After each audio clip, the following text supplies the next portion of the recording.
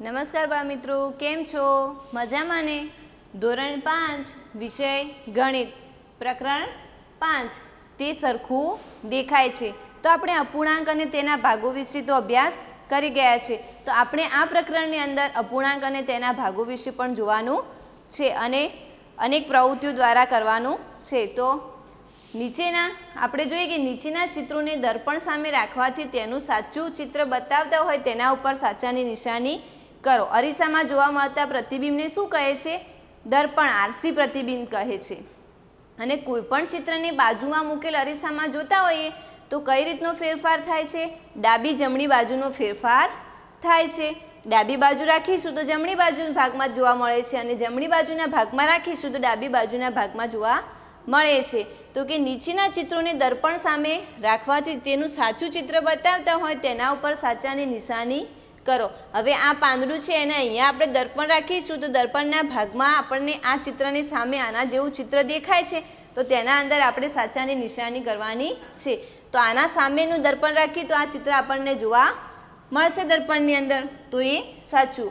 હવે આ બોલ છે તો અહીંયા બોલને સામે આપણે દર્પણ રાખીશું તો આના જેવું ચિત્ર અહીંયા જોવા મળે છે અને જમણી બાજુના ભાગના ચિત્રને ડાબી બાજુના ભાગમાં જોવા માટે અહીંયા આપણે દર્પણ રાખીશું તો આના જેવું અહીંયા ચિત્ર જોવા મળે છે. તો પણ આ શું આવે? સાચું આવે.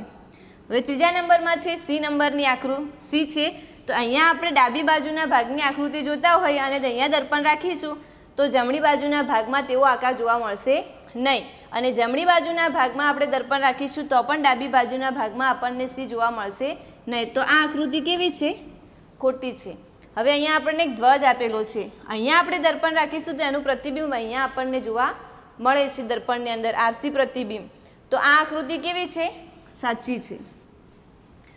શું તૂટક રેખા આપેલ આકારની સમમિતિ દર્શાવે છે? તો હા માટે સાચું અને ના હોય તો ખોટાની નિશાની કરો. સમમિતિ એટલે કે સરખું દેખાય છે તો સાચાની નિશાની કરવાની અને ના દેખાતું હોય તો ખોટાની નિશાની. હવે અહીંયા જે આપણને આકૃતિ પહેલા નંબરની આપેલી છે અહીંયા તૂટક રેખાથી દર્શાવેલું છે તો એનો નીચેનો ભાગ આપણને સરખો દેખાય છે તો કે ના, તો આપણે ત્યાં ખોટાની નિશાની કરવાની છે. હવે બીજા નંબરની આકૃતિ આપેલી છે વર્તુળની અંદર, તો અહીંયા આપણે જે પ્રતિબિંબ જોઈએ એની અંદર તો આપણને કેવું દેખાય છે? સરખું દેખાય છે. તો આ કેવું આવે છે? સાચું આવે છે. હવે અહીંયા આ આકૃતિની અંદર કેવું આવે છે? અહીંયાથી પ્રતિબિંબ બંનેના ભાગ કેવા છે? તૂટક રેખાથી દર્શાવેલા સરખા છે તો આ સાચું આવે છે. હવે આ આકૃતિ ચોથા નંબરની આકૃતિની અંદર તૂટક રેખા અહીંયા વધારે ભાગ રોકે છે અને અહીંયા ઓછો ભાગ રોકે છે તો સરખું આવતું નથી, તો એ સરખો ભાગ દર્શાવે નહીં. તો એ આકૃતિની અંદર આપણે ખોટાની નિશાની કરીશું. આપણે આકૃતિમાં કઈ રીતનો ભાગ ફેરવીશું એ આપણે સમજીએ કે 1/4 ભાગ ફેરવવાથી 1/2 ભાગ ફેરવવાથી. તો કે અહીંયા આપણને આકૃતિ આપેલી છે એનો ચોથો ભાગ ફેરવવો હોય તો આપણી આકૃતિમાં કઈ જગ્યાએ ફેરવીશું? તો અહીંયાથી આકૃતિને શરૂઆત કરી અહીંયા સુધી આવીએ તો આકૃતિના કુલ કેટલા ભાગ આપણને જોવા મળે છે? 4 ભાગ. તો અહીંયાથી આ ભાગ આવીએ એટલે આપણને 1/4 ભાગ ફેરવી કહેવાય. કુલ 180 અંશ 360 અંશનું થાય પણ અહીંયાથી અહીંયા સુધી આવીએ ચોથો ભાગ ફેરવવા એટલે 90 અંશનું જોવા મળે છે. અહીંયા સુધી લાવીશું આપણે આકૃતિમાં એટલે આકૃતિ કેવી ફરે છે?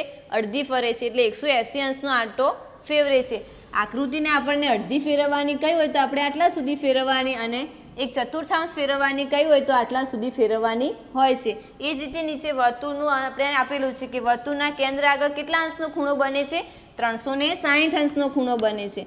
હવે વર્તુળમાં આપણને અહીંયા 3 ભાગ આપેલા હોય એમાંથી આપણે ત્રીજો ભાગ ફેરવવાનો કહે તો એ ભાગમાં આપણને કેટલા અંશનો ખૂણો જોવા મળે છે? 120 અંશનો ખૂણો જોવા મળે છે. એટલે આપણે ત્રીજા ભાગની આકૃતિ ફેરવી છે. અહીંયાથી અહીંયા આવીશું એટલે આગળ નવો 120 અંશનો ખૂણો રચાય. એ રીતે 3 ભાગ અલગ અલગ જોવા મળે છે. 1/6 ભાગ આપણને ફેરવવાની કઈ હોય તો 360માંથી આ જગ્યાએથી આપણે આ જગ્યા સુધી આવીએ તો કેટલા અંશનો ખૂણો રચાય છે? 60 અંશનો. ફરી ત્યાંથી નીચે આવે એટલે 120 અંશનો.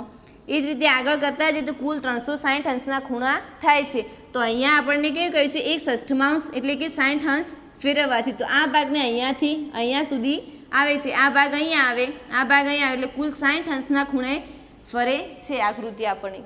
અહીંયા આવી કેટલીક પેટર્ન આપેલી છે તે જુઓ. ચાલો રંગના એક ટીપાથી પેટર્ન બનાવે. પેટર્ન એટલે કોઈ એક ડિઝાઇન. સોનુએ આ પેટર્ન રંગના એક ટીપાથી બનાવી છે. તમે પણ તે બનાવી શકો છો. તો સૌપ્રથમ આપણે જોઈતી એક પેટર્ન લઈશું, તેને આ રીતે અડધી કાપીશું. હવે તેને અરીસામાં આ રીતે જોઈશું શું દેખાય છે. તમને તેનો આખો ભાગ સરસ આ રીતે પેટર્નને બે સરખા ભાગમાં કાપીએ તો આખો ભાગ એટલે કે પૂરું ચિત્ર દેખાશે. એટલે કાગળનો એક ટુકડો લો, તેને અડધો ઘડી વાળો, ઘડીને ખોલો અને વચ્ચેની રેખા ઉપર રંગનું એક ટીપું મૂકો. તેને બે વાર વાળો અને કાગળને દબાવી જેથી રંગ ફેલાઈ જાય છે. સોનું તેને ખોલો અને જુઓ, એક સુંદર પેટર્ન તૈયાર છે. આ પેટર્ન કોઈ એક રીતે કાપી શકો કે જેનું દર્પણમાં આખું ચિત્ર બને અને બે ટુકડા બરાબર થઈ જાય. તો આવી કેટલીક પેટર્ન લઈને તમે અરીસામાં જોવાનો પ્રયત્ન કરીએ. પેજ નંબર 72 ઉપર આપણને અહીં દર્શાવેલી પેટર્નો આપેલી છે. તો એ તૂટક રેખા ઉપર આ આકારને બે અડધા ભાગમાં વહેંચો, પરંતુ તમે તૂટક રેખાથી વાળો તો ડાબી બાજુનો અડધો ભાગ જમણી બાજુના અડધા ભાગને પૂરેપૂરો નહીં ઢાંકે. આથી બે અડધા ભાગ એવા નથી કે દર્પણ સામે રાખવાથી પૂરું ચિત્ર બને. અહીં દર્શાવેલ બીજી પેટર્ન જુઓ. જો તમે તૂટક રેખાથી વાળો તો જમણો અડધો ભાગ ડાબા અડધા ભાગને ઢાંકશે. તેથી આ બે અડધા ભાગ દર્પણ સામે રાખતા પૂરું ચિત્ર બનશે. હવે એની નીચે આપણને તૂટક રેખા દર્શાવેલી બે આકૃતિ આપેલી છે. તો અહીંયા બીજી બે પેટર્ન આપેલ છે, જેને તૂટક રેખાએથી વાળો તો જમણો અડધો ભાગ ડાબા અડધા ભાગને પૂરો ઢાંકશે અને બનતા આ અડધા ભાગને દર્પણ સામે રાખતા પૂરું ચિત્ર બનશે. તૂટક રેખાએથી બે ભાગમાં વહેંચાતા આકારોમાંથી કયા આકારો દર્પણ સામે રાખવાથી પૂરું ચિત્ર બનશે. તો અહીંયા આપણને કુલ 15 આકૃતિ આપેલી છે. તો બધી આકૃતિ આપણે દર્પણ સામે રાખીને જોવાની છે કે કઈ આકૃતિ દર્પણ સામે રાખવાથી પૂરું ચિત્ર બને છે. તો પહેલા નંબરની આકૃતિ છે એને દર્પણ સામે રાખવાથી પૂરું ચિત્ર બને છે કે નથી બનતું, કે પૂરું ચિત્ર બનશે નહીં, કારણ કે અહીંયા એના જે આકૃતિના અંદર શેડ આપેલા છે એ અલગ અલગ છે. એટલે દર્પણ સામે રાખવાથી પૂરું ચિત્ર બનશે નહીં. બીજા નંબરની આકૃતિ છે કે દર્પણ સામે રાખવાથી એના એ ચિત્ર દેખાશે નહીં. અહીંયાનો ભાગ આગળ છે અને અહીંયા એનો ભાગ પાછળ છે. એ જ રીતે 3 નંબરની અંદર પાંદડા છે. તો આ બાજુનો ભાગ કેવો છે? મોટો છે અને આ બાજુનો ભાગ નાનો છે. તો દર્પણ સામે રાખવાથી એના એ ચિત્ર બનશે નહીં. ચોથા નંબરની આકૃતિ આપેલી છે કે ચોથા નંબરમાં પણ કેવું છે? દર્પણ સામે રાખવાથી આ બંને ભાગમાં એક ભાગમાં શેડ આપેલા છે અને એક ભાગમાં શેડ આપ્યા વગરનો છે. એટલે એને પણ દર્પણ સામે રાખવાથી પૂરું ચિત્ર બનશે નહીં. આકૃતિ નંબર 5 આપેલી છે. 5માં તૂટક રેખા દોરવાથી તૂટક રેખા દોરવાથી દર્પણ સામેનો ભાગ આપણને પૂરું ચિત્ર દેખાય છે. એટલે 5મા નંબરની આકૃતિમાં આપણને પૂરું ચિત્ર જોવા મળે છે. એ જ રીતે 6ઠ્ઠા નંબરમાં પણ પતંગિયાની અંદર અહીંયા આપણે ઊભી તૂટક રેખા આપેલી છે, તે એની બાજુમાં દર્પણ રાખીશું તો આપણને દર્પણની અંદર પૂરેપૂરો ભાગ જોવા મળે છે. એટલે આ પણ પૂરું ચિત્ર બને છે. 7મા નંબરની આકૃતિમાં પણ તૂટક રેખાની સામે દર્પણ રાખવાથી આપણને પૂરું ચિત્ર જોવા મળે છે. 8મા નંબરની આકૃતિમાં પણ દર્પણ સામે રાખવાથી પૂરું ચિત્ર જોવા મળે છે. 9મા નંબરની આકૃતિમાં આપણને આડી તૂટક રેખા આપેલી છે. ઊભી આપેલી હોત તો આપણને દર્પણ સામે દેખાય અને આડી આપેલી છે એટલે દર્પણ સામે રાખવાથી એ આકૃતિ બનતી નથી. 10મા નંબરની અંદર કલરના ડિફરન્સ જોવા મળે છે એટલે આપણને પૂરું ચિત્ર જોવા મળશે નહીં. 11મા નંબરની આકૃતિ આપેલી છે એ સ્ટોપના નિશાન આકૃતિ સ્ટોપના બોર્ડના નિશાનની એ પણ દર્પણ સામે રાખવાથી પૂરું ચિત્ર બનશે નહીં. 12મા નંબરની આકૃતિ આપણને આપેલી છે એમાં પણ દર્પણ સામે રાખવાથી એનું પ્રતિબિંબ સરખું દેખાતું નથી એટલે એ આકૃતિ આપણને જોવા મળશે નહીં. 13મા નંબરની આકારની અંદર આપણને તૂટક રેખાથી દર્શાવેલો ભાગ આપણને પ્રતિબિંબના અંદર જોવા મળે છે એટલે પૂરું ચિત્ર બને છે. 14મા નંબરની અંદર માછલીના પાછળના ભાગમાં પૂંછડીમાં તૂટક રેખા દર્શાવેલી છે એને દર્પણ સામે રાખવાથી આખું ચિત્ર બનતું નથી એટલે એ પણ ચિત્ર જોવા મળશે નહીં. 15મા નંબરની આકૃતિ અહીંયા આપેલી છે એમાં તૂટક રેખાથી દર્શાવેલો ભાગ દર્પણ સામે આપણને પૂરું ચિત્ર જોવા મળે છે. પેજ નંબર 74 ઉપર આપણને દર્પણની રમત એટલે કે અરીસાની રમત આપેલી છે. તો 1 નંબરની આકૃતિ કે અહીં કૂતરાનું એક ચિત્ર છે. તમે જો એ દર્પણને તૂટક રેખા ઉપર મૂકો તો રેખાની જમણી તરફનો કૂતરાનો ભાગ દર્પણ પાછળ ઢંકાઈ જશે અને બાકીનું ચિત્ર દર્પણમાં એમાં જેવું દેખાશે. અહીંયા આપણને કૂતરાની તૂટક રેખા દર્શાવેલી આકૃતિ અહીંયા અરીસાની અંદર જોવાની છે આપણે. એટલે જે ભાગ દેખાય છે એ આના જેવો દર્પણની અંદર દેખાય છે કે નહીં એ આપણે જોવાનું છે. અહીંયા તૂટક રેખા દર્શાવેલી છે અને અહીંયા આપણે દર્પણ રાખીશું તો આના જેવું પ્રતિબિંબ જોવા મળે છે કે નહીં તે આપણે જોવાનું છે. તો અહીંયા દર્પણ રાખીશું તો આના જેવો ભાગ આપણને અહીંયા જોવા મળે છે. એટલે આ ભાગ આપણો કેવો છે? ઓરિજિનલ છે અને આ ભાગ કેવો છે? દર્પણનું પ્રતિબિંબ આપણને જોવા મળે છે. એટલે આ આકૃતિ અહીંયા આપણને એ નંબરની જોવા મળી. હવે એની નીચે આપેલું કે સફેદ ખાનામાં દર્શાવેલી આકૃતિ જુઓ. તમે કઈ તૂટક રેખા ઉપર દર્પણ રાખશો કે જેથી બીમાં દર્શાવેલ આકાર દેખાશે? એ પણ જણાવો કે તૂટક રેખા ઉપર રાખશો તો ચિત્રનો કયો ભાગ દર્પણ નીચે ઢંકાઈ જશે? અહીંયા આપણને આડી અને ઊભી બે તૂટક રેખા દર્શાવેલી છે. તો આ દર્પણની સામે કઈ રીતે ભાગ રાખશો? ઊભી લીટીનો દર્પણ સામે ભાગ રાખશો કે આડી લીટીના દર્પણ સામે ભાગ રાખશો? તો અહીંયા બી નંબર જેવી આપણને આકૃતિ જોવા મળે. તો આપણે આ ઊભી રેખા ઉપર દર્પણ રાખીશું તો આપણને બી નંબર જેવી આકૃતિ દેખાશે. એટલે આપણે આ ઊભી રેખા ઉપર દર્પણ રાખવાનું છે. એટલે એના જેવો ભાગ આપણને અહીંયા જોવા મળે છે. અહીંયાનો આ ભાગ છે તો આ બાજુના ભાગ ઉપર આપણે દર્પણ રાખીશું તો એના જ પ્રતિબિંબ અહીંયા આપણને જોવા મળશે. એટલે બી નંબરની આકૃતિ અહીંયા થાય છે.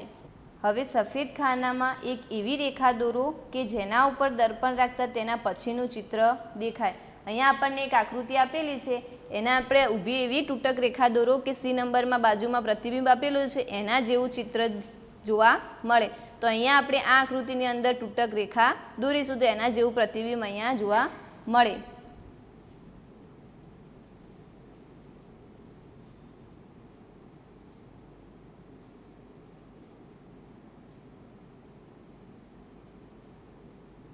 તો આ તૂટક રેખાને આ બાજુના ભાગને અહીંયા ઢાંકી દઈશું, દર્પણ રાખીશું તો આના જેવો જ ભાગ અહીંયા જોવા મળે છે. તો આ દર્પણ અહીંયા રાખીશું એટલે આપણને સી નંબરની આકૃતિ જેવી જ આકૃતિ જોવા મળશે. એ જ રીતે અહીંયા આપણે બીજી નીચે આકૃતિ જોઈએ કે એના કઈ જગ્યાએ તૂટક રેખા દોરીશું તો આના જેવી આકૃતિ અહીંયા બને છે. તો અહીંયાના આ ઉપરના ભાગમાં આપણે તૂટક રેખાથી દર્શાવીશું. તો અહીંયા આપણે દર્પણ રાખીશું તો આ ઉપરના ભાગ જેવી જ આકૃતિ અહીંયા આપણને જોવા મળશે. એટલે આપણને ડી નંબરની આકૃતિ જેવી જ આકૃતિ અહીંયા જોવા મળે છે.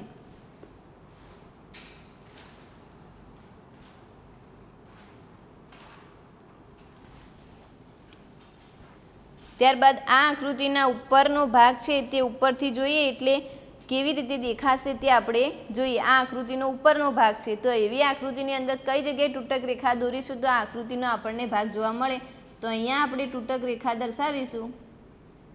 તો અહીંયા આ ભાગની નીચે દર્પણ રાખીશું તો આના જેવું જ પ્રતિબિંબ અહીંયા જોવા મળે છે. તો ઈ નંબરના જેવી જ આકૃતિ અહીંયા આપણને જોવા મળે છે. હવે છેલ્લી આકૃતિ આપેલી છે એ ભાગમાં તમારે અહીંયા દર્પણ રાખવાનું છે કે જે તમારા દર્પણમાં આ આકૃતિ જેવી આકૃતિ દેખાય. તો અહીંયા આપણે તૂટક રેખા દોરીશું. તો અહીંયા આપણે આ ભાગમાં તૂટક રેખા દોરીશું એટલે અહીંયા દર્પણ રાખીશું તો એના પ્રતિબિંબ જેવું જ પ્રતિબિંબ અહીંયા આપણને જોવા મળે. તો આ આકૃતિ જેવી જ આકૃતિ થાય છે. તો આ આકૃતિ ઓરિજિનલ છે અને આ એની આકૃતિમાં રચાયેલી જોવા મળે છે દર્પણની અંદર. એટલે આના જેવી એફ નંબરની આકૃતિ બનેલી થાય છે. વેંકીએ લાલ અને સફેદ આકાર બનાવ્યા છે. સફેદ ખાનામાં એવી રેખા દોરો કે જેના ઉપર દર્પણ રાખતા બાજુનો આકાર દેખાય. પ્રથમ ખાનામાં કેવી રીતે રેખા દોરી છે તે જુઓ અને જેથી દર્પણમાં જોતા બાજુમાં દર્શાવેલ ચિત્ર દેખાય. પહેલી આકૃતિમાં આપણને તૂટક રેખા દોરેલી આપેલી છે અને દર્પણમાં આ બાજુનો ભાગ જોઈશું તો એના જેવી જ આકૃતિ અહીંયા આપણને જોવા મળે છે. એ જ રીતે બાકીની આકૃતિ આપણે દોરવાની છે તૂટક રેખાથી. તો કઈ રીતે ભાત જોવા મળે છે તે જોઈએ. તો બી નંબરની આકૃતિ આપેલી છે તે આપણે જોઈએ કે દર્પણમાં કઈ જગ્યાએ તૂટક રેખા દોરીશું તો આના જેવી જ આકૃતિ આપણે અહીંયા જોવા મળે. તો અહીંયા આપણે ઊભી તૂટક રેખા દોરીશું.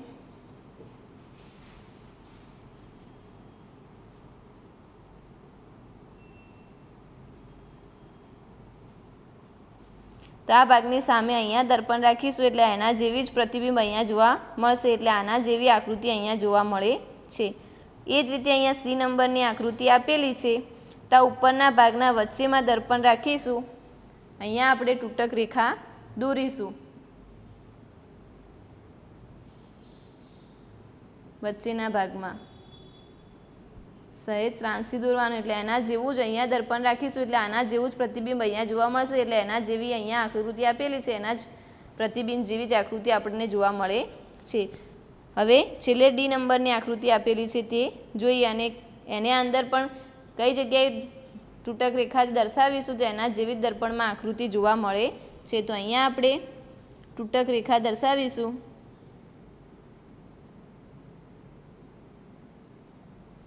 આ ભાગ તમને દર્પણમાં સામે રાખવાથી આના જેવું જ પ્રતિબિંબ અહીંયા જોવા મળે છે. તો અહીંયા આપણે દર્પણ રાખીશું એટલે એના સામેનો ભાગ આપણને અહીંયા જોવા મળે, તો એના જેવી જ આકૃતિ જોવા મળે છે.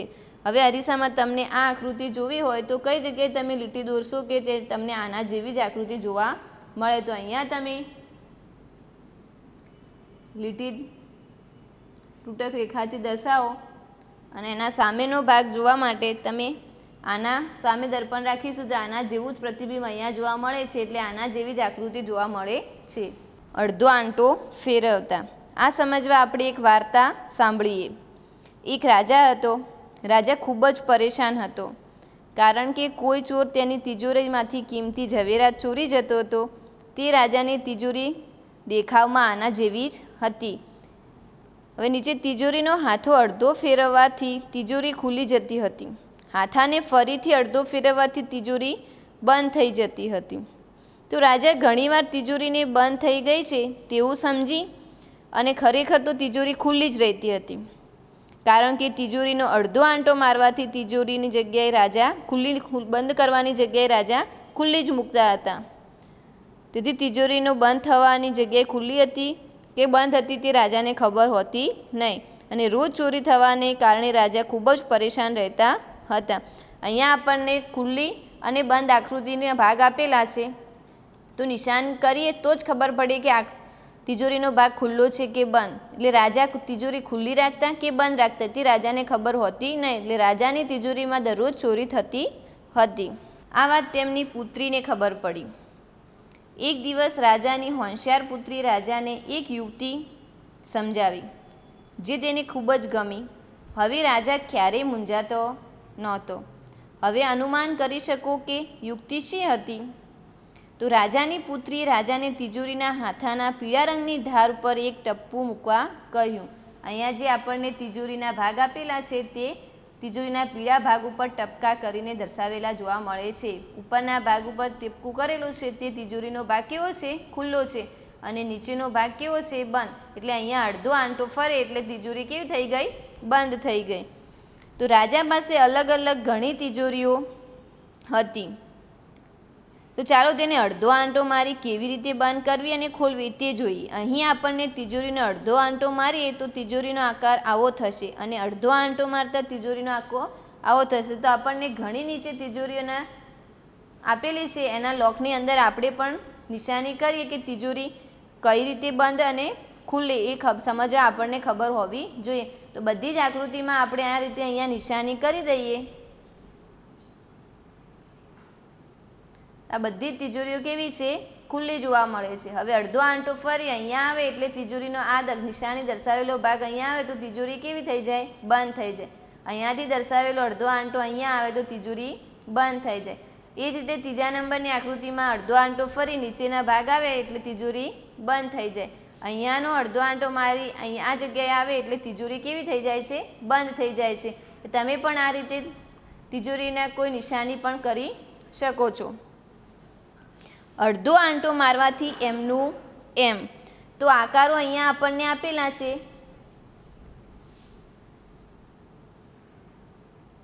આકારો અહીંયા આપણને આપેલા છે. કયા આકારને અડધો આંટો ફેરવીશું તો આપણને એમનું એમ જોવા મળે છે. અડધો આંટો અહીંયા આપણને ચિત્ર આપેલું છે બાળકનું, એ કેવું છે? ઊભું છે, એટલે ઊભું છે. અને બીજું ચિત્ર અહીંયા આપણને આડું આપેલું છે, એ કેવું થઈ ગયું છે? અડધો આંટો ફર્યો છે, એટલે એ માથું નીચે આવી ગયું છે એનું. તો એ જ રીતે આપણે 1, 2, 3, 4, 5, 6 અને 7 આકૃતિ જોઈએ કે એ આકૃતિને અડધો આંટો મારવાથી એના એ જ રહે તો સાચાની નિશાની કરીએ. તો આ આકૃતિને અડધો આંટો ફેરવીશું તો એના એ જોવા મળે છે. અહીંયા આ આકૃતિને અડધો આંટો મારીશું તો આ આકૃતિનો ભાગ અહીંયા આવે તો એ આકૃતિ આપણને એના એ જોવા મળે છે. વર્તુળમાં પણ 3 નંબરની આકૃતિ આપણને એના એ ભાગ જોવા મળે છે. 4 નંબરનો ભાગ પણ આપણને એના એ જોવા મળે છે. 5 નંબરમાં ત્રિકોણનો ભાગ કેવો છે? અહીંયાથી અડધો આંટો કરીશું તો અહીંયા આવે તો એ ભાગ આપણને જોવા મળશે નહીં, તો આપણે ત્યાં ખોટાની નિશાની કરીએ.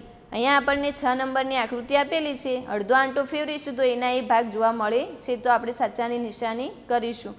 7મા નંબરની આકૃતિમાં પંચકોણ આપેલું છે, એને અડધો આંટો ફેરવીશું તો એના એ જોવા મળશે નહીં, તો આકાર નંબર 5 અને 7 સિવાયના બધા આંટાઓ આકૃતિઓના આંટાઓ ફેરવવાથી એના એ જોવા મળે છે અને 5 અને 7 નંબરની આકૃતિ એના એ જોવા મળતી નથી. મહાવરો એમાં 1 નંબરનો પ્રશ્ન છે કે અંગ્રેજી મૂળાક્ષરોમાં એવા કયા અક્ષરો છે કે જેને અડધો આંટો ફેરવવાથી મૂળ અક્ષરો જેવા જ દેખાય? તો તમે એબીસીડી તો જાણો જ છો. સૌપ્રથમ એબીસીડી લખી દેવાની અને બતાવો કે કયા અક્ષરો અડધા ફેરવવાથી એના એ જ રહે છે. તો અહીં દર્શાવેલ અક્ષરો એચ, આઈ, એન, ઓ, એસ, એક્સ અને ઝેડ અડધો આંટો ફેરવવાથી એના એ જ રહે છે. હવે એની નીચે આપણને બીજા નંબરનો પ્રશ્ન આપેલો છે કે નીચે દર્શાવેલા અંગ્રેજી શબ્દોને અડધો આંટો ફેરવતા એના એ જ શબ્દો વંચાય છે. તો ઝૂમ, માવ, સ્વિમ્સ, સીસ અને નૂન આ શબ્દોને આપણે અડધો આંટો ફેરવવાથી કયા શબ્દો એના એ જ વંચાય છે? તો કે માવ, સ્વિમ્સ, સીસ અને નૂન આ શબ્દોને અડધો આંટો ફેરવવાથી એના એ જ શબ્દો વંચાય છે. 3 નંબરનો પ્રશ્ન આપેલો છે કે 0 થી 9 સુધીના અંકોને અડધા આંટામાં ફેરવો, તેમાંથી કયા અંકો મૂળ અંકો જેવા જ દેખાશે? તો 0, 1, 8 અંકોને અડધા ફેરવતા મૂળ અંકો જેવો જ દેખાશે. 4 નંબરનો પ્રશ્ન આપેલો છે કે 2, 3 અને 4 અંકવાળી સંખ્યાઓ વિશે વિચારો જેને અડધા આંટામાં ફેરવતા એની એ જ સંખ્યા લાગે. તો આપણે 2 અંકની સંખ્યાઓ જોઈએ. તો 11, 88 એ 2 અંકની સંખ્યાઓને અડધો આંટો ફેરવવાથી આપણને એના એ જોવા મળે છે. એ જ રીતે 3 અંકોવાળી સંખ્યાઓ 101, 111, 181, 808, 818 એ 3 અંકની સંખ્યાઓને આપણે અડધો આંટો ફેરવવાથી એના એ જ સંખ્યા જોવા મળે છે. એ જ રીતે આપણે 4 અંકની સંખ્યાઓ જોઈએ. તો 1001, 1111, 1881, 8008, 8118, 8888 આ સંખ્યાઓને આપણે અડધો આંટો ફેરવવાથી આપણને એના એ જ સંખ્યાઓ જોવા મળે છે. હવે 5 નંબરનો પ્રશ્ન આપેલો છે કે નીચે આપેલા ચિત્રો પૈકી કયા ચિત્રો એવા છે કે જેને અડધા આંટામાં ફેરવતા એના એ ચિત્રો જોવા મળે છે? તો અહીં ઉપર બતાવેલા 5 ચિત્રો અડધા આંટામાં ફેરવતા એના એ જ જોવા મળે છે, જ્યારે નીચે બતાવેલા 3 ચિત્રો એના એ જોવા મળતા નથી. હવે પ્રવૃત્તિ આપેલી છે. મેં બધાએ પવનચક્કી તો જોઈ છે, તેનો શા માટે ઉપયોગ થાય છે? ચાલો પવનચક્કી જેવું રમકડું બનાવીએ. તો કાગળનો એક ટુકડો લો, તેને ચિત્રમાં દર્શાવ્યા મુજબ ગળી વાળો.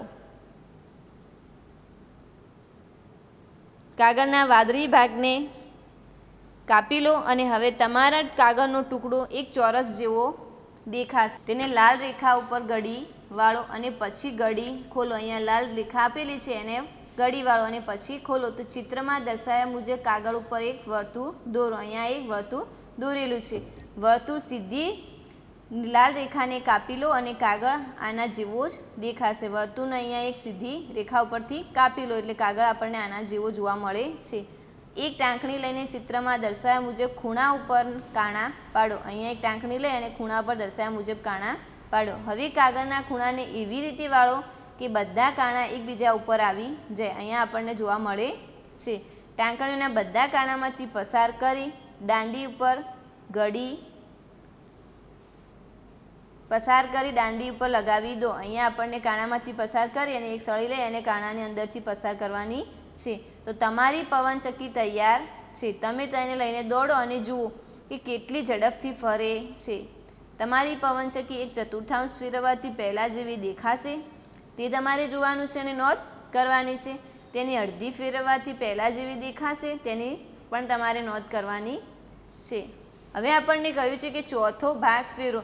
તો આગળ આપણે જોઈ ગયા કે એક ચતુર્થાંશ ભાગ ફેરવવાનું, એક દ્વિતીયાંશ ભાગ ફેરવવાનું, એક તૃતીયાંશ ભાગ ફેરવવાનું, એક ષષ્ઠમાંશ ભાગ ફેરવવાનું.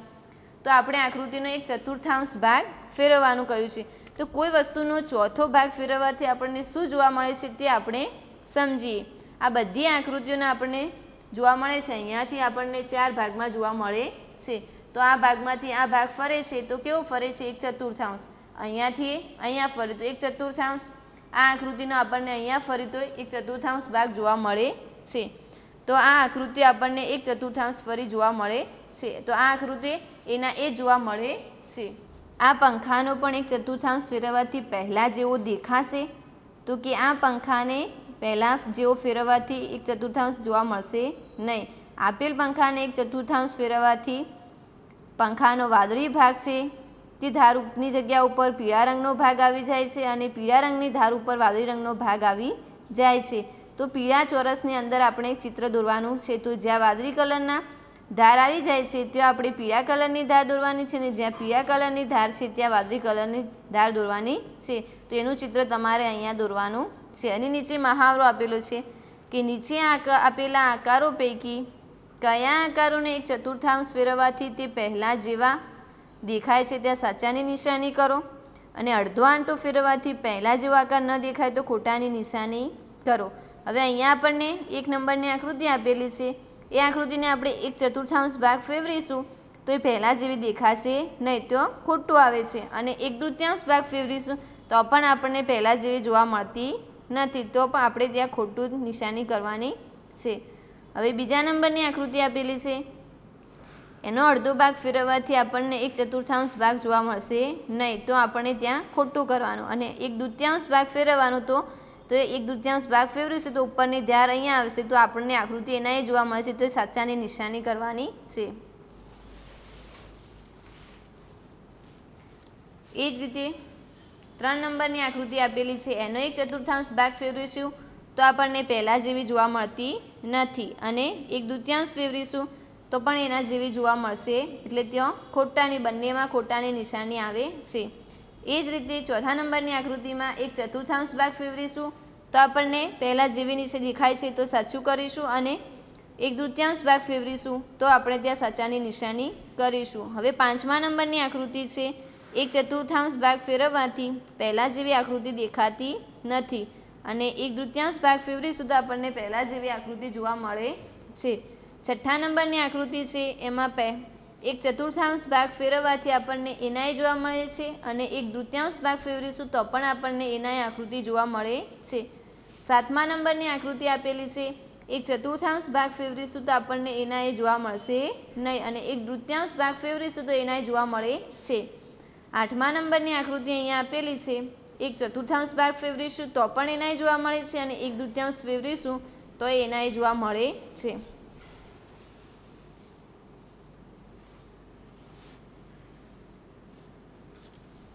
આપેલા આકારોને અડધા આંટામાં ફેરવવાથી નવો આકાર એવો મળે તે રીતે તમે બદલી અને બદલવાનો પ્રયત્ન કરવાનો છે. અહીંયા આપણને આકૃતિ આપેલી છે. અડધો આંટો ફેરવીશું તો અહીંયા જે ઉપરનો ભાગ છે તે ક્યાં આવી જાય છે? નીચે આવી જાય છે. તો આ ઉપરનો ભાગ આપણને નીચે જોવા મળે છે. હવે બીજા નંબરની આકૃતિ છે કે આ આકારમાં જે વાદળી રંગનો ભાગ છે એ ક્યાં જશે? અહીંયા ઉપર જશે. અડધો આંટો ફેરવીશું અને જે સફેદ ભાગ છે એ એના એ જ રહે છે. અડધો આંટો ફેરવીશું એટલે અહીંયા વાદળી રંગનો ભાગ અહીંયા ઉપર જોવા મળે છે. હવે ત્રીજા નંબરની આકૃતિ છે. એમાં આ આકૃતિનો ભાગ અડધો આંટો ફેરવીશું તો આપણને એ જ રહેશે, પણ શું જોવા મળે છે? ખાલી રંગમાં ફેરફાર જોવા મળે છે. જો કેસરી રંગ છે ત્યાં વાદળી રંગ આવે છે અને વાદળી રંગ છે ત્યાં કેસરી રંગ જોવા મળે છે. હવે અહીંયા અડધો આંટો ફેરવીશું તો આ જે ગોળ વર્તુળ આપેલું છે એ આ બાજુના ભાગમાં આપણને જોવા મળે છે. હવે છેલ્લી આકૃતિ છે કે અડધો આંટો ફેરવીશું તો આ ત્રિકોણની અંદર શું જોવા મળે છે? આ રીતે અડધા આંટાની અંદર આપણને ત્રિકોણ જોવા મળે છે. સી નંબર આપેલો છે કે નીચેના આકારોને એક ચતુર્થાંશ ફેરવવાથી અને અડધા આંટામાં ફેરવવાથી કેવા દેખાશે તે દોરો. અહીંયા આપણને આકૃતિ આપેલી છે તો આપણે એક ચતુર્થાંશ ફેરવ્યા પછી કેવી જોવા મળે છે અને અડધો આંટો ફેરવ્યા પછી કેવી જોવા મળે છે તે જોઈએ. હવે આ સમજવા માટે તમે આ પંખાને ધ્યાનથી જુઓ, બંને પંખાને, કે આમાંથી કયા પંખાને એક તૃતીયાંશ ફેરવવાથી આપેલ પંખા જેવો જ દેખાશે. હવે એ નંબરનો પંખો છે તો આ પંખાના ત્રણેય ભાગ ફેરવવાથી આ પંખો કેવો દેખાય છે? એના એ જોવા મળે છે, કારણ કે ત્રણેયના શું છે? રંગ એક જ જેવા જોવા મળે છે. જ્યારે બી નંબરની આકૃતિ છે એમાં રંગમાં આપણને ફેરફાર જોવા મળે છે. એક ભાગમાં કેવો લીલો રંગ છે, એટલે એક તૃતીયાંશ ભાગ ફેરવવાથી કઈ આકૃતિ આપણને એના એ જોવા મળે છે? એ નંબરની કે બી નંબરની? તો એ નંબરની આકૃતિ આપણને એના એ જોવા મળે છે. હવે અહીંયા આપેલા આકારને એક તૃતીયાંશ ફેરવવાથી કેવા દેખાશે તે દોરો. તો અહીંયા આપણે આકૃતિ આપેલી છે એના જેવી જ આપણે એક તૃતીયાંશ ફેરવી અને કેવી દેખાશે તે દોરવાની છે.